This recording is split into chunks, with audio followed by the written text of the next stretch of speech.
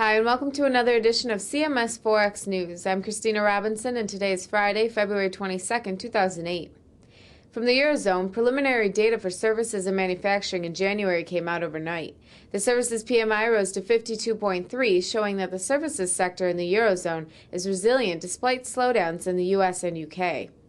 The manufacturing sector PMI recorded a 52.3 measure, a slightly slower pace of growth than in December. Another Eurozone release showed that industrial new orders were down 3.5% for the month of December, lower than anticipated. In annual terms, new orders fell to 2.1% from November's reading of 11.9%.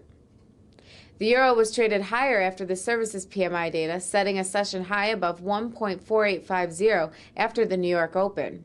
For the week, the euro has strengthened on the dollar as higher inflation from Europe and some encouraging fundamentals reduced the probability of a rate cut by the ECB. The pair is again climbing towards its all-time high near 1.4950. The dollar also continued lower versus the yen as bearish sentiments in equity markets pulled the Dow Jones down today after a 100-point decline yesterday. Also, markets in Europe traded lower for the session. The dollar-yen fell as risk aversion increased in the Forex markets and traders pulled back from carry trade. The pair broke below recent support and was trading near 106.85 as of 1 p.m. New York time. Retail sales in Canada were up 0.6% for December. The number was lower than the previous months and was less than expected. The gain was driven mainly by sales of new and used cars. Excluding autos retail sales fell 0.4%. The Canadian dollar was lower following the news as the U.S.-Canadian dollar pair jumped back above 1.0150.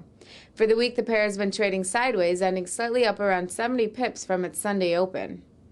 The Euro-Canadian dollar pair was one of the week's best performers as it pushed above 1.5050 for the first time since mid-January. The pair is up 250 pips from its open on the back of tame inflation results from Canada earlier in the week and with today's weaker-than-expected retail sales figure. Some releases to look for next week from the U.S. are existing and new home sales, producer prices, durable goods orders, and the preliminary version of fourth quarter GDP. And that wraps up this week's Forex News. Thank you for watching. Join us again Monday right here at CMSFX.com.